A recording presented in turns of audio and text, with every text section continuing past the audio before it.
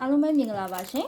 ကျွန်မဒီဗီဒီယိုရဲ့မှာကျွန်မထုတ်ထားတဲ့ဒီဘိုက်ချက်ဘောင်းမီပတန်ကလေးနဲ့ပိတ်စညှက်ပြမယ်ပေါ့နော်ကျွန်မညှက်ချင်တဲ့အတိုင်းလေးကကြတော့တင်42လက်မအတွက်ပေါ့နော်တင်42လက်မအတွက်ညှက်မှာဖြစ်ပါတယ်ကျွန်မဘောင်းမီပတန် size 6ခုထုတ်ပေးထားရပေါ့နော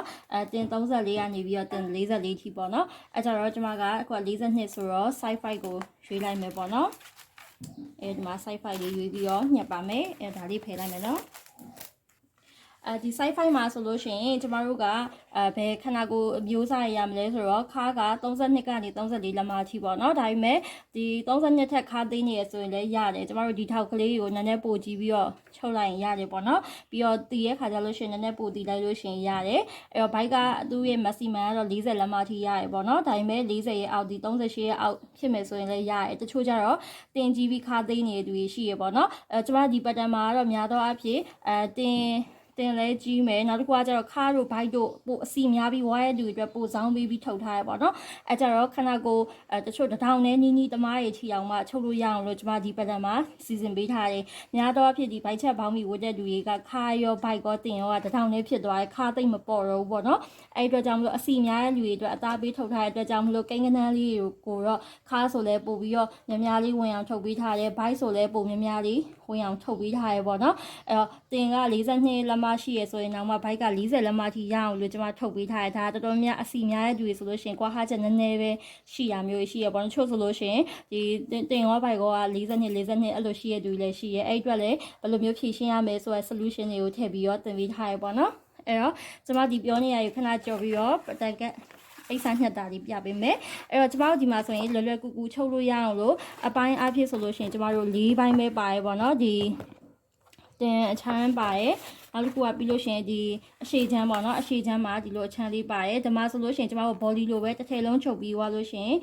ဒီနေရာမှာတည်ရန်မြင်းပေါ့နော်ဒီနေရာမှာကျမတို့ကိုလိုချင်တဲ့အတိုင်း fitting ချပြီးပြန်တည်လိုက်အောင်ပဲပေါ့နော်ဒီကနန်းတွေကိုကိုကယုံကြည်လို့ရတယ်ဒီကနန်းထက်ကိုလုံးချင်တဲ့ဟာဘယ်လောက်ထိကွာချက်ရှိနေရလဲပေါ့မူတည်ပြီးတော့ကျမတို့ကပြန်တည်ရမယ်ပေါ့နော်အထည်ချုပ်ပြီးသွားလို့ရှင်ဒီဘေးကရေးထားတဲ့ကနန်းတွေမက်ဆီမန်ကနန်းတော့ထွက်လာမှာပေါ့နော်အဲ့မှာကိုလိုချင်တဲ့ပြန်ပြီးတော့အနေကနန်းကိုပြန်ပြီးဒီမှာပြန်တည်ရမှာပေါ့နော်ဘော်ဒီလိုပဲတစ်ထည်လုံးချုပ်ပြီးတော့ဘေးလေးကတည်ပြီးတော့ဝက်လာရုံပဲပေါ့နော်အတော်လေးအုံနောက်စားတပောင်လို့လုပ်ပေးထားရဲဒါလေးကတော့ခွာချမ်းလေးပေါ့နော်ဒါလေးကရှည်ချမ်းလေးနှစ်ခုပါအဲ့တော့ပထမဆုံးပိတ်စပြီးတော့ညှက်မယ်ပေါ့နော်ပိတ်စညှက်တာလည်းအရင်လွယ်ပါတယ်အဲ့တော့ဒီအချမ်းလေးကကျမတို့ကဘယ်နှလွှာညှက်မှာလဲဆိုတော့3လွှာညှက်မှာပေါ့နော်3လွှာညှက်မှာဖြစ်တဲ့အတွက်ကြောင့်မလို့သူ့ရဲ့အမြင့်တစ်ချက်ယူလိုက်ပေါ့နော်သူ့ရဲ့အမြင့်အောက်ကိုလက်မဝက်အပေါ်ကိုလက်မဝက်ပို့ပြီးတော့ထားခဲ့မယ်ပေါ့နော်အဲ့တော့ကျမတို့ဘယ်နှလက်မလဲဆို17လက်မအရှိပေါ့နော်ဒါကတော့သူစိုက်မှာရှိရဲ့အတိုင်းကျမတို့ယူခဲ့မယ်ပေါ့နော်ဒီဘေးလေးကိုကြတော့သူ့အရှိရာထက်ကိုကျမတို့6စိတ်လောက်ဖြစ်ဖြစ်1လက်မလောက်ဖြစ်ဖြစ်နည်းနည်းပိုချဲ့ပြီးယူရင်ရရဲပေါ့နော်ဒီတိုင်းကွက်တီရောမလုပ်ဘူးကျမတို့ကဒါဘာလုံးမှလဲဆိုတော့စက်ကြောင်းတွေပါအောင်မှာဖြစ်တဲ့အတွက်ကြောင့်မလို့နည်းနည်းလေးကြုံပြီးတော့နည်းနည်းပို့ပြီးတော့ယူထားလိုက်တာပေါ့နော်အဲ့တော့ဒါဒီတစ်ဖြက်ကဒါဒီဥစ္စာအတွက်ညှက်ထားဖြစ်ပါတယ်အဲ့တော့ဒီပိတ်စကိုကြတော့ကျွန်မဘယ်လိုမျိုးဒီပိတ်စဖြတ်ပြီးခောက်ထားလဲဆိုတော့သူ့ရဲ့ဒီအကျယ်ပေါ့နော်ဒီအကျယ်က9လက်မခွဲလောက်ရှိရပေါ့နော်ဒါပေမဲ့ကျွန်မကဘေးကိုနည်းနည်းလောက်ထပ်ချဲ့မှာဆိုတော့6လက်မလောက်ချဲ့လိုက်တယ်ပေါ့နော်6လက်မလောက်ချဲ့ပြီးတော့6လက်မ4ပြန်6လက်မ4ပြန်ယူထားပါတော့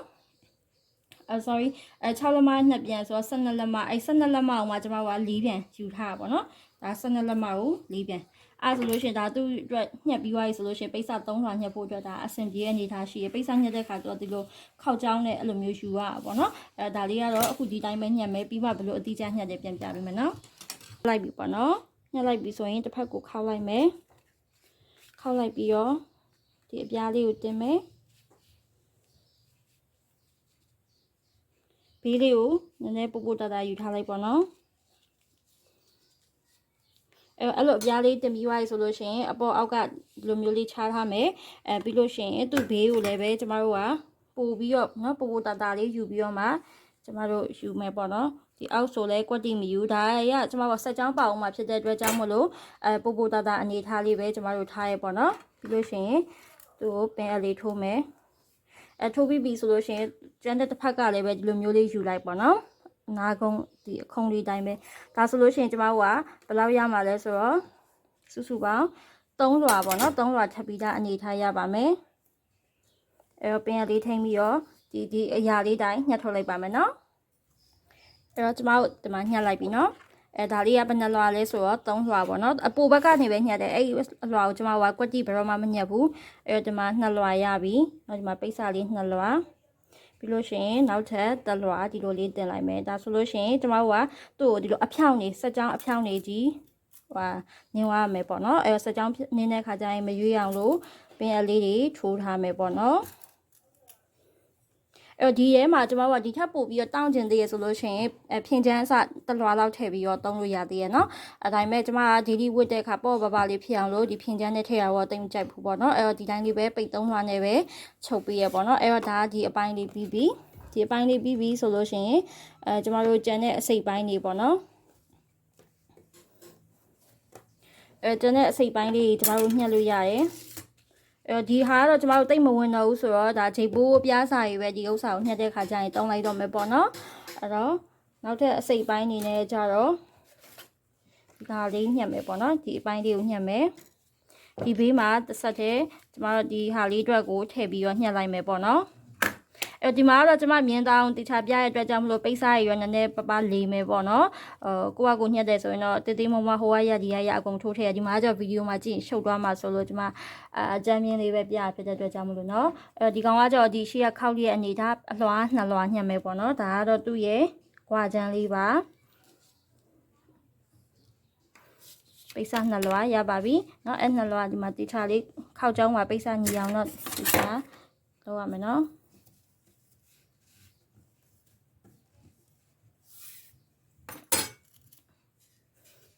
်ပြင်လေးထိုးထားမယ်ပြင်လေးထိုးထားမယ်ဒါလေးတိုင်းညှက်လိုက်မယ်ဆိုလို့ရှိရင်ဒါလေးကကျမတို့ဒီကွာချမ်းအပိုင်းလေးပေါ့နော်ဒါကအနောက်မှာကွာနဲ့ဆက်မဲ့အပိုင်းဒီကကျတော့အရှိမှာကျမတို့အဖြုတ်တဲ့အရှင်ဂျိတ်ကလေးအရှိကိုလာတိုင်းပြီးတော့ဒီကွာအောက်ကနေဒီလိုလာပြီးတော့အရှိဘိုင်းမှာပြန်ပြီးဂျိတ်ချိတ်တဲ့နေရာအပိုင်းလေးပေါ့နော်ဒီဘက်ချမ်းမှာလည်းပဲကျမတို့ဂျိတ်ဘိုးပြားစာလေးတွေတက်ဖို့အတွက်ညှက်ခဲ့ဖို့လိုရပေါ့နော်ဂျိတ်ဘိုးပြားတော့ကိုကဘော်ဒီဂျိတ်တက်လို့မျိုးဘော်ဒီဂျိတ်နဲ့တက်မှာလားစကတ်ဂျိတ်နဲ့တက်မှာလားပေါ့မူတည်ပြီးတော့ဂျိတ်ဘိုးပြားကိုအကြီးသေးချိန်ပြီးတော့လောက်ရမယ်ပေါ့နော်ဒါခောက်ချောင်းလေးနဲ့ညှက်တဲ့အတွက်ကြောင့်မလို့2လွှာရပြီဒီကောင်ကကျတော့ပိတ်စားအလွှာ4လွှာဆိုတော့ဒီမှာကျမတို့ထပ်ထား4လွှာဖြစ်တဲ့အတွက်ကြောင့်မလို့အတိုင်းလေးပဲကျမတို့ယူလိုက်မယ်ပေါ့နော်ဒီလိုလေးထားပြီးယူလိုက်မယ်ဒါဆိုရင်ပိုလေတက်တာဝါပေါ့နော်ဒီတိုင်းလေးပဲကျမတို့ဖြတ်လိုက်ရုံပဲပေါ့နော်အမှတစ်ခုရှိတာကျမတို့ကဒီဟာကတီးရမယ့်မြင်းဖြစ်တဲ့အတွက်ကြောင့်မလို့အမှတ်ကလေးတွေမှာကျမအပေါက်ကလေးဖောက်ပေးခဲ့ဒီလိုအမှတ်ကလေးတစ်ခါမှတ်ခဲ့မယ်ပေါ့နော်ဒါလေး4လွှာရပြီဒီအလွှာလေးအတိုင်းကျမတို့ညှက်လိုက်မယ်ပြီးလို့ရှိရင်နောက်ဒီတင်ပါချမ်းနောက်ချမ်းကိုညှက်မယ်နော်အဲ့တော့ကျမတို့ဒီမှာညှက်ပြီးပြီအဲ့တော့ဒီ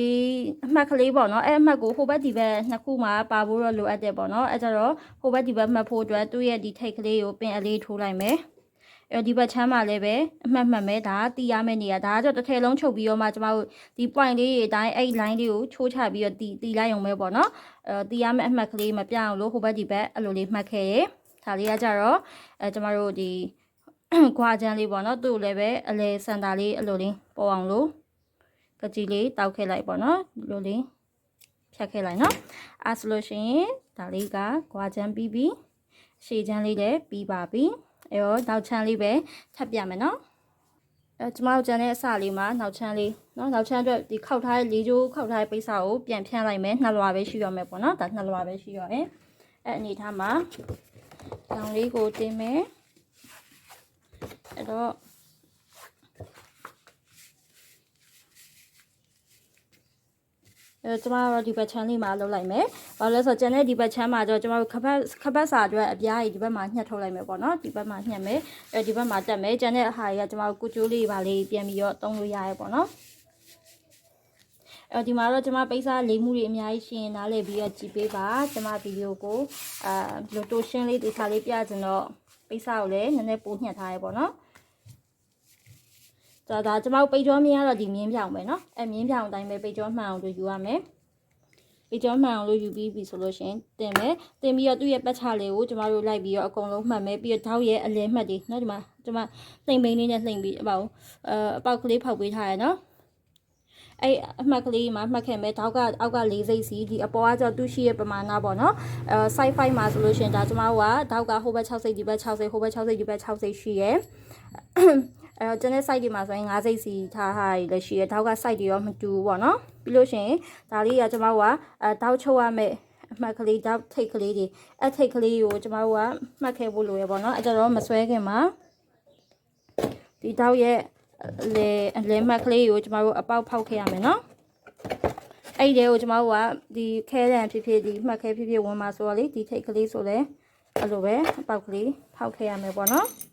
အဲ့တိုင်းလေးကိုကျမတို့ပတ်ချလေးဆွဲလိုက်ပါမယ်ကျမတို့ဒီ pattern တွေမှာဆိုရင်ချုပ်စာဘာမှခြံစရာမလိုဘူးချုပ်စာအကုန်အပြီးစီးပါပြီးသားပေါ့နော်အဲ့လိုမျိုးထားရဲဒါဆိုလို့ရှိရင်လည်းပဲဒါပေကြောယူရမယ်မြင်းဆိုပြီးတော့ဒီမြင်းလိုင်းတိုင်းတွားမယ်ဆိုပြီးပြထားရဲနောက်ပြီးတော့ဒီမှာတောက်ရဲ့အလယ်မှတ်တွေကိုမှတ်ခဲ့မယ်တောက်ကတော့ချုပ်တဲ့ချိန်ကျမှဒါလက်မဝက်ဆိုတော့ဒါကတော့ဘယ်ဆိုင်မှာမဆိုလက်မဝက်ကြီးပဲအဲ့ကျတော့ဒီတောက်အမှတ်တွေရောမမှတ်တော့ချုပ်တဲ့ခါကျမှတင်ပြီးချုပ်လိုက်မယ်ပေါ့နော်ဒါလေးကတော့2စိတ်တောက်ပေါ့နော်ပြီးတော့ဒါသူ့ရဲ့အလယ်မှတ်အလယ်မှတ်ကဒီမှတ်ခဲကကြီးလို့မဝင်လို့ရှိရင်ကျမတို့ခဲလေးနဲ့နော်အဲ့လိုအရာလေးပေးခဲ့လိုက်ပေါ့နော်ဒါသူ့ရဲ့တောက်ရဲ့အလယ်မှတ်ပေါ့နော်ဒီဘက်ချမ်းမှာလည်းဒါအလယ်မှတ်ဒါကတော့တောက်ချုပ်ဖို့အတွက်ပြထားတဲ့ဟာကြီးပေါ့နော်အဲ့ဟာလေးတွေကကြတော့ဒီတင်တန်းမှာခြုံနည်းဗီဒီယိုဖိုင်မှာအသေးစိတ်ပါတယ်ပေါ့နော်ဒီနောက်ချမ်းလေးကိုဘယ်လိုလဲလဲကူချုပ်သွားရဲဆိုတာလေးကိုပေါ့နော်ကဲအပေါ်မှာတော့ကျွန်မတောက်ကလေးရောမှတ်လိုက်တယ်ဒီဘေးကအမှတ်တွေအမှတ်စီရမလို့ဒါကျွန်မတို့ချုပ်စာဘီသေးတပြားစာဆိုရဲအမှတ်ကလေးတွေဒီဘက်မှာဆိုလဲဒါချုပ်စာဘီသေးတပြားစာဆိုရဲအမှတ်ကလေးတွေထည့်ပေးထားတာအဲဆိုကျွန်မအခုမှတ်လိုက်တဲ့အမှတ်တွေတိုင်းဟိုလောက်လိုက်အောင်မယ်နော်ဒါလေးရဲ့တောက်အမှတ်ဒါလေးရဲ့တောက်အမှတ်ကျွန်မတို့တောက်ချုပ်တဲ့ခါကျရင်ဒီကတောက်အလယ်မှတ်ဒါအလယ်မှတ်ဒါအလယ်မှတ်အဲ့အလယ်မှတ်အချင်းချင်းချိုးချလိုက်ပြီးဒီအပေါ်ကတောက်အပြားရှိတဲ့အတိုင်းပဲချုပ်လာမယ်ဒီနားလေးမှာကျွန်မတို့2စိတ်ဆိုပြီးပြထားရဲအဲ့2စိတ်အပြားလေးအနားမှာချုပ်မယ်ပေါ့နော်ဒီနားလောက်မှာ2စိတ်အပြားလေးချုပ်မယ်ဒီအောက်မှာလက်မဝက်အပြားပြန်ဖြစ်မယ်ပေါ့နော်ဒါကတော့ကျွန်မခြုံကြီးဖိုင်တွေထဲမှာအသေးစိတ်ပြပြထားလေးရှိပါတယ်ကျတော့အဓိကဒီဗီဒီယိုဖိုင်ကိုတင်ပေးရတဲ့ရည်ရွယ်ချက်ကကြတော့ကျွန်မတို့ဘောင်းမီတစ်ထည်ဖြစ်ဖို့အတွက်လွယ်လွယ်ကူကူဘယ်လိုမျိုးပတ်တန်ရွေးမယ်ဘယ်လိုမျိုးညှက်ပြီးတော့လုပ်ရရဲဆိုတာလေးကိုပညာလာနာအနေနဲ့ပေးခြင်းလို့ပါကျွန်မစီမှာဒီဘောင်းမီပတ်တန်ကတ်ကလေးတွေဝယ်ခြင်းနဲ့ဆိုလို့ရှိရင်လည်းပဲဝယ်လို့ရပါတယ်ကျွန်မဒီကတ်တွေရဲ့ပုံမှန်တန်းတန်းကြီးအားကြတော့ကတ်6 စိုက်ပါခြုံကြီးလက်အပါပေါ့နော်အဲ့ဒါလေးကို8000ယူပါတယ်ဒါပေမဲ့ဒီဗီဒီယိုဖိုင်ကနေပြီးတွေ့လို့လာဝယ်သူတွေအတွက်ကျွန်မဘယ်နှစ်ယောက်စာလဲဆိုတော့9ဦးစာလောက်ပဲရောင်းပေးမယ်ပေါ့နော်9ဦးစာလောက်ကို4000ခွဲနဲ့ဝယ်ယူလို့ရပါတယ်ရှင်တကယ်လို့နင်းကြပန်ရောက်တဲ့မျိုးနယ်ဆိုလို့ရှိရင်လည်းပဲကျွန်မအိမ်ရောက်ငွေချေနဲ့ပို့ပေးလို့ရပါတယ်အဲ့တော့ကတ်ကလေးတွေကအော်ဒါပြည့်မြန်တာဖြစ်တဲ့အတွက်ကြောင့်မလို့မြန်မြန်လေးစင်းပေးပြီးတော့ဝယ်ဖို့တော့လိုအပ်ပါမယ်ရှင်အဲ့တော့ဒီပတ်ချလေးတိုင်းအကုန်လုံးညှက်သွားမယ်နော်ကျမတို့ဒီမှာဆိုလို့ရှိရင်လည်းပဲဒီမှာပါတဲ့အမှတ်တွေပေါ့နော်အမှတ်တွေကိုဖြစ်ဖို့အတွက်ကျန်တဲ့တစ်ဖက်ကိုလည်းကူဖို့အတွက်ဒီထိတ်ကလေးဆိုရင်တိတ်တိတ်လေးကကြီးတောက်လိုက်တယ်ပေါ့နော်ဒါဟိုဘက်မှာလည်းပဲဒါတောက်အမှတ်ဆိုရဲအနေထားဖြစ်အောင်လို့ပေါ့နော်အလဲမှတ်တွေကိုပဲကကြီးတောက်ပါနော်ကျန်တဲ့အမှတ်တွေကိုတောက်เสียမလို့ကျန်တဲ့ဒီအလဲမှတ်ကတော့ကျမတို့ပင်အလေးနဲ့ထိုးပြီးတော့ဟိုဘက်ကိုအမှတ်ယူလိုက်မယ်နော်ကျမတို့ဟိုဟာနဲ့လှိမ့်ဘိန်းနဲ့လှိမ့်လို့ရရမှန်ပေမဲ့အများကြီးမတုံးเนาะမလိုအပ်ပဲနဲ့လှိမ့်မင်းကြီးလှိမ့်အချင်းကြီးကုန်းအများကြီးအကုန်မခံဘူးပေါ့နော်ဒီမှာကျမတို့အလဲမှတ်ကကြီးတောက်ခဲ့နေရလေးရှိရဲ့နေရာလေးကိုအလဲမှတ်မှတ်မယ်ဒီမှာလည်းအလဲမှတ်ကကြီးတောက်ခဲ့နေရလေးကိုအမှတ်မှတ်မယ်ဒီမှာလည်းကျမတို့အလဲမှတ်ကကြီးတောက်ခဲ့နေရလေးကိုအဝါလေးနဲ့မှတ်မယ်တတ်နိုင်ဆုံးအမှတ်တွေကိုကျမတို့အနည်းဆုံးပဲထားမယ်ပေါ့နော်အဲ့ဒါမှကျမတို့ချုပ်တဲ့ခါကြလို့ရှိရင်ပို့ပြီးအထည်လေးကပို့တန့်တာပေါ့နော်အမှတ်တွေအများကြီးအမှတ်တွေဘလက်ဘွားနဲ့ဆိုလို့ရှိရင်စင်မပြေဘူးမလားဘူးပေါ့နော်ဒါတောက်ကတော့တစ်ဖက်ကို6စိတ်ဖြစ်တဲ့အတွက်ကြောင့်မလို့တစ်ဖက်ကို6စိတ်စီအမှတ်ကလေးပြန်ပြီးတော့မှတ်မယ်6စိတ်အမှတ်ပြန်မှတ်မယ်အဲ့တော့ဒီတင်ချမ်းနှစ်ခုတွဲတဲ့ခါကြလို့ရှိရင်ဒီအလယ်မှာချုပ်စာပြန်ဖုံးဖို့အတွက်ကျမတို့ပြန်ပြီးတော့နောက်ထပ်အပြားလေးညှက်ခဲ့ရမယ်ပေါ့နော်အဲ့တော့သူ့ရဲ့အရှည်တစ်ချက်တိုင်းကြည့်မယ်73ဆို14လက်မအရှည်လောက်ကျမတို့ညှက်ခဲ့ရင်အဆင်ပြေရပေါ့နော်အဲ့တော့14လက်မအရှည်လောက်ညှက်မယ်အဲ့ဒီမှာ14နော်14လက်မဘယ်လောက်အပြားလောက်လဲဆိုတော့တစ်လက်မနဲ့2စိတ်အပြားလောက်ပေါ့နော်ဒီတန်ပီယန်ကကျတော့တစ်လက်မပေါ့နော်အဲ့လောက်အပြားလေးလဲကျမတို့ဒါလေးဒီကျိုးလေးလဲညှက်ခဲ့ရမယ်နော် ပြီးတော့ကျွန်မအခုချုပ်မှာကြတော့ဘေးခွဲလေးပေါ့နော်ဘေးခွဲကိုညာဘက်ခွဲလေးချုပ်မှာဖြစ်တဲ့အတွက်ကြောင့်မလို့ဒီနေရာမှာဒါကျွန်မတို့ကဂျိတ်ပိုးတက်မဲ့နေရာလေးပေါ့နော်တကယ်လို့ရှေ့ခွဲချုပ်မယ်ဆိုရင်ဒီနေရာကကျွန်မတို့ကဂျိတ်ပိုးတက်မဲ့အပိုင်းလေးဒီဟာပူပြီးတော့ချုပ်ရမယ်အပိုင်းပေါ့နော်အဲကြောင့်ကွာရှေ့ခွဲချုပ်မယ်ဆိုရင်ဂျိတ်ပိုးစာတဲ့ဒီရှေ့ခွဲရဲ့ဒီအရှည်ကိုတိုင်းဘေးခွဲချုပ်မယ်ဆိုဘေးခွဲအရှည်တိုင်းဘေးခွဲအရှည်တိုင်းလိုက်တော့8လက်မရှိရဲ့အဲကြောင့်ကျွန်မတို့က10ခွဲလောက်အရှည်တဲ့ဂျိတ်ပိုးစာအပြားလေးလေးညှက်ရမယ်ပေါ့နော်ဘယ်လောက်နဲ့လဲဆိုတော့ကျွန်မတို့8လက်မခွဲနေပေါ့နော်မြင်းဖြောင်းတစ်ကြောင်းဆွဲလိုက်တယ်ဒီထိတ်ကနေစရပေါ့နော်ရှစ်လက်မကွဲဒီလောက်အမှတ်ဒီလောက်အမှတ်အပြားကျတော့ဘယ်လောက်အပြားကြီးစီညှက်မလဲဆိုတော့ကျမတို့ဟိုပါပေါ့နော်9လက်မအပြားနဲ့ sorry 9လက်မဆိုတော့4လက်မ6စိတ်လောက်ဆိုရရပေါ့နော်4လက်မ6စိတ်အပြားနဲ့2လက်မကွဲအပြားနဲ့နှစ်ခုအဲ့လိုလေးညှက်ပေးရမယ်နော်2လက်မကွဲကိုလည်းပဲအခုလိုလေးပဲမှတ်လိုက်ဒီကနေပြီးတော့ဒီမှာ2လက်မကွဲအပြားတစ်ခုယူလိုက်ပေါ့နော်ကျန်တဲ့ဒီတရွက်မှာခြေပိုးစာဒီမှာ2လက်မခွဲပြလေးအဲ့ဆိုရင်ဒါကျွန်မတို့ကဘေးခွဲအတွက်ပေါ့နော်ရှေ့ခွဲအတွက်ဆိုရင်သူရှိရဲ့အရှည်ပေါ့နော်17လက်မရှိအရှည်17လက်မပေါ့အဲ့လိုမျိုး4လက်မခွဲရဲ့2လက်မခွဲရဲ့အဲ့လိုမျိုးညှက်ရမယ်ပြီးလို့ရှိရင်ကျွန်မတို့ဂွားမှာလည်းပဲဂွားမှာဖြုတ်တက်လို့ဖို့အတွက်ခြေပိုးစာရှိရဲ့အဲ့မှာလည်းပဲကိုကဘော်ဒီချင်းနဲ့ပဲအသေ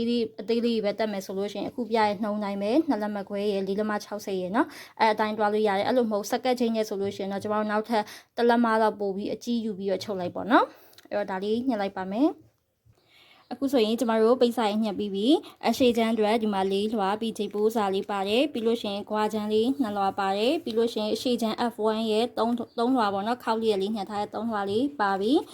ပြီးလို့ရှိရင်ကျမတို့ဒီမှာအနောက်ချမ်းအတွက်လည်းပဲဒီတင်မချမ်းအတွက်လည်းပြီးပြီချုပ်ဖို့အပိုင်းလေးလည်းပြီးပြီခွာအတွက်ကတော့မညက်ပြတော့ဘူးပေါ့နော်အဲ့တော့ချုပ်နီဒါဆိုလို့ရှိရင်ချုပ်ဖို့အတွက်အစင်သင့်ဖြစ်ပြီးကျမတို့အတွက်လွယ်ကူကူနဲ့ဒီလိုဘောင်းမီရေချုပ်လို့ရအောင်လို့ကျမစီမှာကတ်တွေဝယ်လို့ရကြအောင်ထပ်ပြီးတော့ပြောလိုက်ပါရှင်အဲ့တော့ကျမတို့ဒီမှာအပိတ်စာလေးညှက်ပြီးပြီဆိုလို့ရှိရင်ကျမတို့ဒါဒီလိုမျိုးလေးချုပ်လို့ရရပေါ့နော်အဲ့တော့ဒီမှာဒါလေးကကြတော့ကျမတို့ရှေ့ခွဲလေးဂွားအရှင်လေးလည်းချုပ်လို့ရတယ်ဒီမှာဆိုရင်ကျမတို့ adjust လုပ်ဖို့အတွက်ဒီမှာဂွားမှာကျမတို့တီစာရေးအမြဲတမ်းအပိုဘက်ကနေထားပေးထားရပေါ့နော်ကိုလိုချင်တဲ့ဂွားကိုချုပ်တိုင်းပြီးပြီဆိုလို့ရှိရင်ဒီမှာပြန်တီလို့ရတယ်ပြီးဒီမှာချိန်မယ်အတိုးလျှော့ရအောင်ချိတ်ကို2ချိတ်3ချိတ်2ဆင့်3ဆင့်လောက်အဲ့လိုလေးတက်ထားလို့ရတယ်ပေါ့နော်တီတာလေးကကြတော့ဒါလေးကတော့ကျမဒါအကုန်လုံးကိုစကတ်ချင်းနဲ့ပဲထားထားပါပေါ့နော်sorry ဘောလီချင်းနဲ့ပဲဒါကြောပြုတ်ဖို့ကနည်းနည်းခက်ခဲပေါ့နော်စကတ်ချိတ်ကကြောနည်းနည်းလေးပြုတ်လွယ်တော့ကျမတော့ဒီလိုဘောလီချိတ်ပဲသုံးတာများရပေါ့နော်ခပ်ပတ်ပြားပြီးခပ်ပတ်ပြားစာလည်းညှက်ရမယ်နော်ခပ်ပတ်ပြားဒါလေးကကျတော့ကျမတို့2လက်မအပြားကြံဖို့အတွက်ဆိုလို့ရှိရင်ကျမတို့ခပ်ပတ်ပြား9လက်မအပြားညှက်ရမယ်ပေါ့နော်သူ့ရဲ့ဒီပတ်ချလည်းအရှည်ရှိတဲ့အတိုင်းဒါနောက်ချမ်းလေးချုပ်ထားပါတော့ဒါဆောနာထောက်တွေအတိုင်းအပေါ်က9စိတ်ဖြစ်ဖြစ်မဲ့6စိတ်ဖြစ်မဲ့ပြီးဒီမှာတင်ထိတ်မှာတသေးလေးရှူရရဲ့ပြီးလို့ရှိရင်အောက်ခြေကတော့သူ့လက်မဝက်ရှိတဲ့အတိုင်းပဲကျမတို့ချုပ်တဲ့ဒါအလဲလေးတင်ချမ်းတစ်ခုပြန်ဆက်တဲ့အလဲလေးရှိတယ်ပြီးတော့ဘေးချမ်းနဲ့ဆက်ထားရဲ့ပြီးတော့ဒီမှာတီရန်မြင်းဆိုတဲ့နေရာလေးကျမတို့ရှေ့ချမ်းမှာဒါတီထားတာနော်အတီပြုတ်ပြန်ပြီးတော့ဒီလိုလေးလုပ်ထားတာကျမတို့ body လိုပဲကိုဝါလာတဲ့ခါကျရင်ဒီဘေးကနေပဲကိုတီထားလေးတွေပြန်ဖြုတ်ကိုကနည်းနည်းပိန်သွားရဆိုလို့ရှိရင်ပြန်တီအဲ့လိုမျိုးလေးပြန်လုပ်ပြီးတော့ဝတ်သွားလို့ရတယ်ပေါ့နော်ပြီးတော့ဒီအောက်ခြေလေးမှာလည်းပဲကျမတို့လိုအပ်လို့ရှိရင်ဒီမှာပြန်တီလို့ရတယ်ပြီးလို့ရှိရင်ဝတ်တဲ့ခါကျရင်အသားမနာအောင်လို့အနာကွန်ကြီးကိုလည်းပဲလုံးကွန်ကြီးလေးနဲ့ပြပေးထားတယ်ဒါလေးကတော့ရှေ့ခွဲကွာအရှင်လေးဒါလေးကတော့ဘေးခွဲကွာအသေးလေးပေါ့နော်ဒီဇိုင်းအဖြစ်ကျမ2မျိုးတင်ပေးထားရယ်နော်ဘေးခွဲကဘယ်ခွဲလေးရရယ်ညာခွဲလေးရရယ်ဒီမှာလည်းပဲ